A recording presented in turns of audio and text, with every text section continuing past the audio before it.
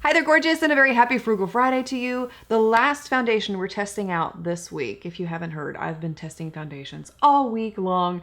4 high-end ones, Monday through Thursday, but today we're testing out a drugstore one. And that is the Soap & Glory Kick Butt All Day Foundation.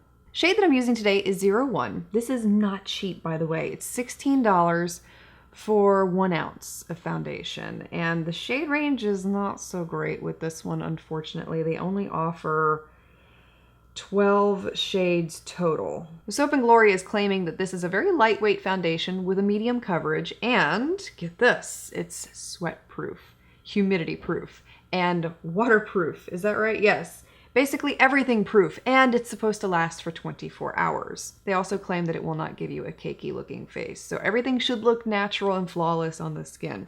I'm going to be applying this foundation with a brush today. I'm changing up this wear test a little bit based on your feedback from past foundations that I've tested before, and what I'm going to do is apply a primer on one side of my face and then apply nothing like I usually do on the other side, because I personally want to see how a foundation is going to wear without a primer, but I know many of you have wanted to see how it would wear with a primer. This is a silicone-based foundation, so it calls for a silicone-based primer, and the one that I'm using today is from CoverGirl.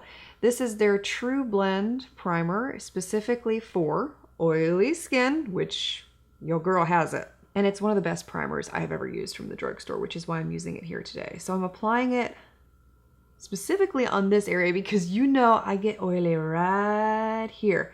And I'm also going to apply it to the forehead on this side. Comes in a pump, and the consistency looks like like this. A little runny, but it's okay. And I'm taking some of that. Oh, this looks dark. Oh, you never know. I mean, you can't.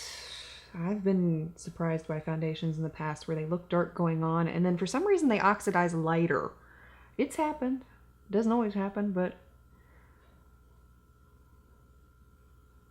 Ooh, this is blending in very nicely though. It does not have a scent. No, typically a scent would hit you in the face. I'm not smelling anything with this one, thankfully. Coverage is beautiful. It really is. And it does look lightweight. It doesn't look heavy. It doesn't look cakey at all. Gorgeous. Ah, oh, that's simply beautiful. All right, well, let's apply it to the side with the primer.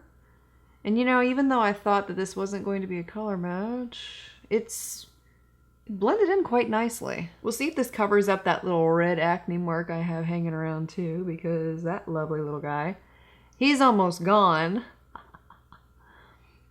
No issues with blending this over the primer, which I didn't really expect for there to be because they are both silicone based, so you might run into that if you've ever used a water-based foundation with a silicone-based primer or vice versa. If you've ever had any issues where you see the foundation balling up or not settling on your face right, it could be because of a primer foundation ingredient conflict. You know what? That did a gorgeous job of covering up that little red mark on my face right there.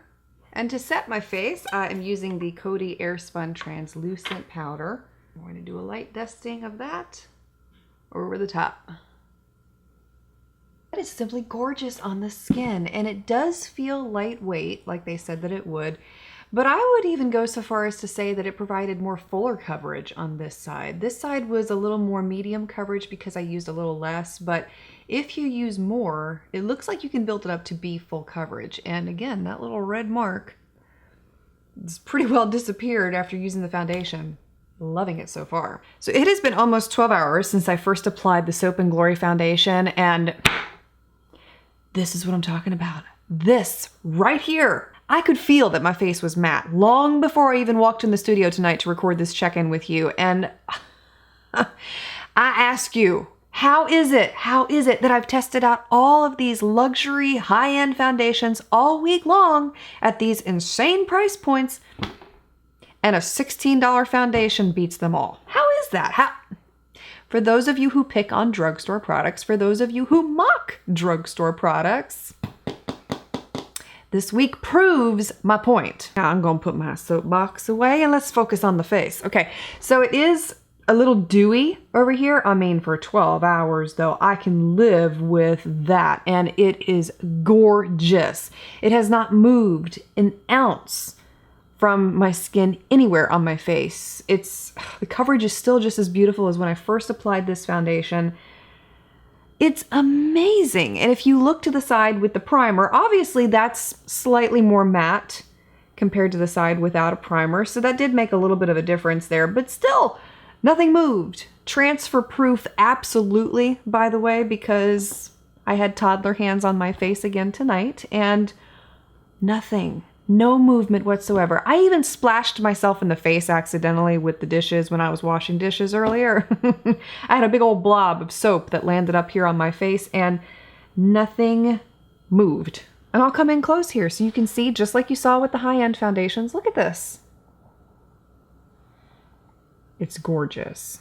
So if you are oily and you're looking for a foundation that will not slide off of your face, highly recommend the Soap & Glory foundation. Other recommendations I have for you if you're looking for something that's a little less expensive, this NYX Can't Stop Won't Stop. It doesn't. It's another 24-hour foundation, just like I'm sure this one is, because after 12 hours, I pretty much can guarantee you this would go to 24 hours.